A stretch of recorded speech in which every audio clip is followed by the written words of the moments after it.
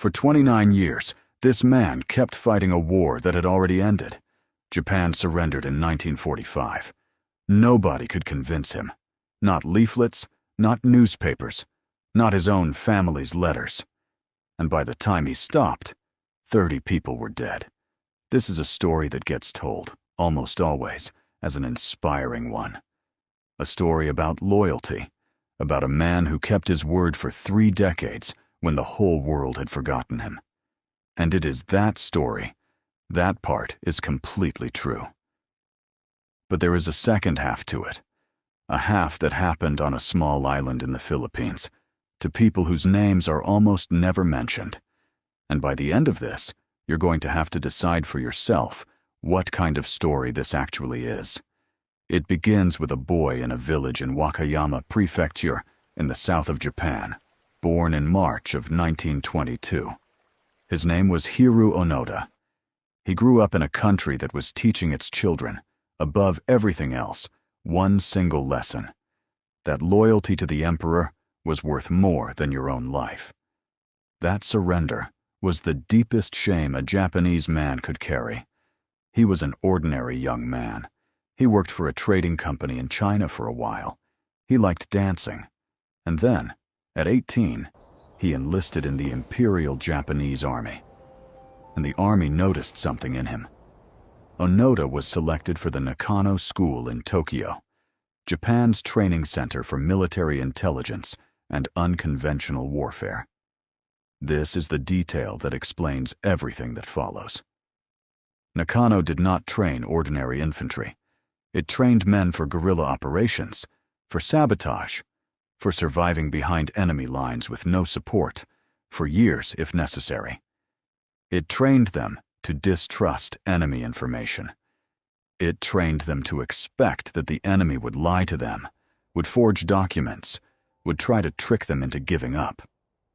And crucially, Nakano trained its men in something that ran directly against the rest of the Japanese military culture of that moment. Everywhere else, soldiers were being told to die rather than be captured. Nakano told its men the opposite. Your duty is to stay alive. Survive. Keep fighting. Do not die. Hold on to that, because it is the key to the entire next 29 years. In December of 1944, Second Lieutenant Hiroo Onoda was sent to Lubang Island in the Philippines. He was 22 years old. Lubang is small, a speck of green in the sea, about 75 miles southwest of Manila. Forested hills, farmland, fishing villages, a few thousand people living quiet lives. And in the last winter of the Second World War, it lay directly in the path of the American return to the Philippines. Onoda's orders were to prepare the island for guerrilla resistance, to destroy the pier and the airstrip so the Americans couldn't use them, and then to hold out in the interior and harass the occupiers for as long as it took. But by his own later account, the officers already stationed on Lubang outranked him and overruled him. He was not allowed to carry out his demolition plan. And when the Americans landed at the end of February 1945, the island fell fast. Before that, though, Onoda received the order that would define the rest of his life. It came from his direct superior, Major Yoshimi Taniguchi. Taniguchi told him to retreat into the interior, to keep fighting. And, this is the part that matters, he told him that he was absolutely forbidden to surrender or to take his own life. And then Taniguchi said something else. A promise, he told the young lieutenant. It may take 3 years, it may take 5. But whatever happens, we will come back for you. Onoda took that literally, completely, unconditionally, permanently, literally. The Americans swept the island in a matter of days. Most of the Japanese garrison was killed or captured. Onoda took to the hills with 3 other men, Private Yuichi Akatsu, Corporal Shoichi Shimada, and Private First Class Kinshichi Kozuka. 4 men. A rifle each, some ammunition, a sword, and one order. Keep fighting until we come back for you. In August of 1945, Japan surrendered. The Second World War ended. Nobody on that hillside knew. And here is where the story becomes genuinely difficult to understand, because it is not that the world failed to tell him. The world told him over and over for 29 years. Toward the end of 1945, leaflets were dropped from the air over Lubang, carrying a surrender order from General Tomoyuki Yamashita of the 14th Area Army. Onoda's group found one. They studied it closely, word by word, and they decided it was a fake. Their reasoning was not stupid. It was the reasoning of men trained at Nakano to expect exactly this kind of trick. They found the wording strange, and more than that, they were still being shot at. Search parties were still coming into the hills after them. If the war was genuinely over, they asked each other, "Why is anyone still firing on us?" That logic sealed the trap. Every attempt to bring them out would be read as an enemy attempt to flush them out. Every proof would be treated as a forgery. The more the world tried, the more certain they became that they were being deceived. And the world tried. Again and again and again. Newspapers were left in the jungle for them to find. They read them and concluded the news was fabricated for their benefit. Photographs were dropped. Loudspeakers were carried into the hills, broadcasting appeals. Search parties came and called their names. Letters were dropped from aircraft. Real letters, in familiar handwriting, from their own families back in Japan. Onoda examined them and decided they were clever forgeries, or that his family had been forced to write them. At one point, his own brother came to Lubang and called to him over a loudspeaker from the hillside. Onoda heard the voice. He recognized it, and he decided it was a recording being used to bait him out. There was no piece of evidence that could get through. The system was closed. Anything that said the war was over was, by definition, enemy propaganda, because the enemy would say exactly that. So the four of them lived. And you should understand what that means physically, because 29 years in a tropical jungle is not a camping trip. They moved constantly, never sleeping in the same place, building shelters of branches and palm leaves and abandoning them. They rotated through the seasons, the dry months, then the monsoon rains that soaked everything and rotted everything. They ate green bananas and coconuts. They hunted the island's wild water buffalo and dried the meat in strips. They stole rice and food from the farms below. They repaired their uniforms over and over with needles made from wire until almost nothing of the original cloth was left. They oiled their rifles with rendered animal fat and palm oil and stripped and cleaned them constantly, obsessively, to keep them working in the humidity. They kept up military discipline. They counted the years. They tracked what they believed were the movements of an enemy occupation. In their minds, they were not lost men hiding in a forest. They were a functioning military unit holding a position, waiting for the Japanese army to come back and retake the island. And one by one, they lost each other. In 1949, Private Akatsu walked away. He had had enough. He spent about 6 months alone in the jungle and then surrendered to Filipino forces in 1950. He walked out and told the world that there were still 3 Japanese soldiers alive in the hills of Lubang. To the remaining 3, Akatsu was not a man who had come to his senses. He was a deserter, and now a security risk who knew their methods. They became more careful. In 1954, Corporal Shimada was shot and killed in a clash with a search party on the island. And now there were 2, Onoda and Kozuka, 2 men alone together in the hills for another 18 years. Try to hold that in your head. 18 years with one other human being and no one else. Sharing every meal, every shelter, every rainstorm, every fear. Whatever the two of them were to each other by the end, we do not have a word for it. In October 1972, 27 years after the war ended, Onoda and Kozuka were burning a farmer's stores of rice when they came under fire from Filipino police. Kozuka was hit twice and died there. Onoda was alone. He was 50 years old. He had been in that jungle since he was 22. Every man he had gone in with was gone. And the news that a Japanese soldier had been killed in a firefight on Lubang in 1972 stunned Japan, because the Japanese government had officially declared these men dead back in 1959, 13 years earlier. They had been mourned and written off, and here was proof that at least one of them was still up there. Search parties went back to Lubang. They didn't find him. Now, before we get to the ending, we have to stop and talk about the part of this story that usually gets left out entirely. Because for 29 years, this was not just happening to Hiroo Onoda. It was happening to the people who lived on Lubang. To Onoda, the island's farmers were not civilians.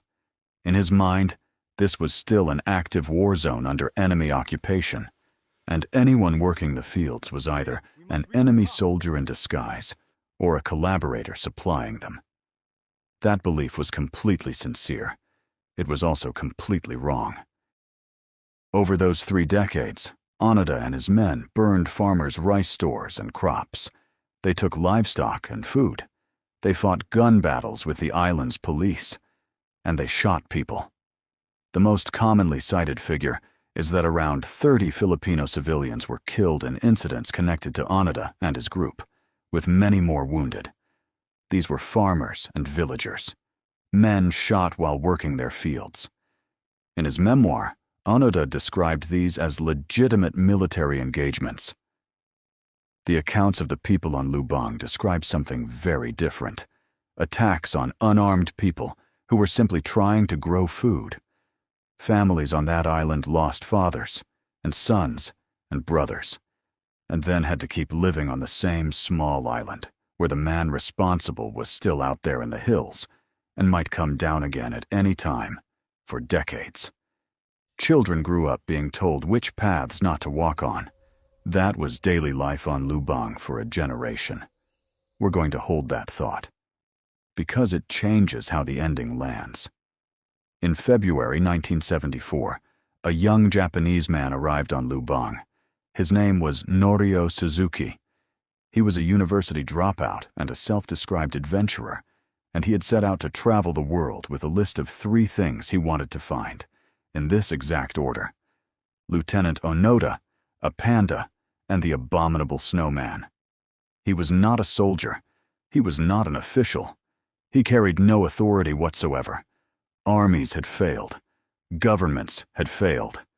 Search parties, aircraft, loudspeakers, and families had all failed. Suzuki found him in 4 days. He was near a river when Onoda appeared out of the trees with his rifle. And Suzuki, this scruffy young man with no weapon and no plan, simply spoke to him. He told him he had come from Japan, that the war was over, that he should come home. They talked. They camped near each other. And a strange thing happened between them. The 52-year-old soldier and the young drifter became, in some real sense, friends. Onoda talked. For the first time in years, someone listened, but he would not come out. His answer was the same answer he had been giving to the entire world since 1945, and it was, in its own airtight way, completely consistent. He had been given an order by an officer. Only an officer could take it back. He would surrender when his commanding officer came and told him to, and not before, and not for anyone else. So Suzuki took photographs to prove they had met, went back to Japan, and told the government exactly what was needed. And the Japanese government went and found Major Yoshimi Taniguchi. Taniguchi had been out of the army for nearly 30 years. He was an old man now, running a bookshop. And he was asked to fly to a Philippine island to relieve a lieutenant he had last seen in 1945, to finally keep a promise he had made when he was a young officer in a losing war. He said yes. On the 9th of March, 1974, in a clearing in the jungle on Lubang Island, Major Taniguchi stood and read out the order. The 14th Area Army had ceased all combat activity. The Special Squadron was relieved of all military duties. All units and individuals under its command were to stop operations immediately and place themselves under the nearest superior officer. And Hiroo Onoda stood there in his patched uniform, 52 years old, and listened to the war end. He said later that in that moment everything went black inside him, that he wanted to scream. 29 years. Every friend he had lost, everything he had done. All of it for a war that had finished before he was even halfway through his 20s. Then he did what he had done for 3 decades. He followed the order. He handed over his rifle, 500 rounds of ammunition, his sword, his knife, and his grenades. All of it still in working condition, all of it still maintained, after 29 years in a jungle. 2 days later, in Manila, he presented his sword to the President of the Philippines, Ferdinand Marcos, and Marcos pardoned him. On television, he praised Onoda's courage and loyalty and issued a full pardon for everything that had happened on Lubang over those 3 decades. There was no investigation, no inquiry into the killings, no court. The families on Lubang who had lost people were not consulted and received no justice and no answers.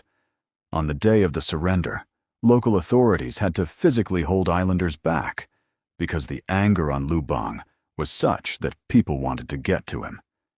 The pardon was, in large part, a piece of diplomacy. Japan and the Philippines both needed this to end cleanly, and it did. Cleanly for the 2 governments, at least. Onoda flew home to Japan on the 12th of March, 1974, and landed in a country that had changed beyond recognition, a country of neon and bullet trains and pop music that had rebuilt itself out of the ashes of the war he'd still been fighting. Thousands of people were waiting at the airport. He was treated as a national hero, a living symbol of loyalty and endurance, books, television, parades, and he hated it. Not the attention itself so much as what he found underneath it. He had come back to a Japan he did not recognize and could not accept, and he felt like a ghost walking through it. Within a year and a half, he left. He moved to Brazil, bought land, and became a cattle rancher. He married. Later, he returned to Japan and set up a survival school for young people, teaching them to live outdoors. In 1996, he went back to Lubang. His wife arranged a donation of $10,000 to a scholarship fund for the island's school. Some on Lubang accepted it as a gesture. Others were unmoved. You cannot buy back a father with a scholarship fund. To this day, descendants of the people killed there are still asking for the story to be told properly, with their relatives in it. Hiroo Onoda died in Tokyo in January 2014. He was 91. And Norio Suzuki, the young man who found him, who did in 4 days what governments could not do in 29 years, did complete part of his list. He saw his panda. Then he went looking for the 3rd thing on it, the abominable snowman in the Himalayas. He was killed in an avalanche in 1986. He was 37. So what is this story? It is genuinely a story about extraordinary loyalty. Nothing about the endurance is exaggerated. A man kept a promise in a jungle for 29 years, and an old bookseller flew across the world to keep his half of it. That is real, and it is remarkable. But it is also a story about what happens when loyalty stops being connected to reality. Onoda was not lied to. He was told the truth constantly, by everyone, for decades. And he had built a way of thinking that could turn any piece of truth into further evidence of the lie. The more the world proved it, the more certain he became. Being told he was wrong only made him more sure he was right. And the cost of that was not paid by him. It was paid by farmers on a small island who had nothing to do with his war, and who never got so much as an inquiry. The story of Hiroo Onoda reminds us that loyalty and endurance mean nothing on their own, that the hardest courage is not holding your position for 29 years, but being willing to ask whether the order you're still following ever made sense at all.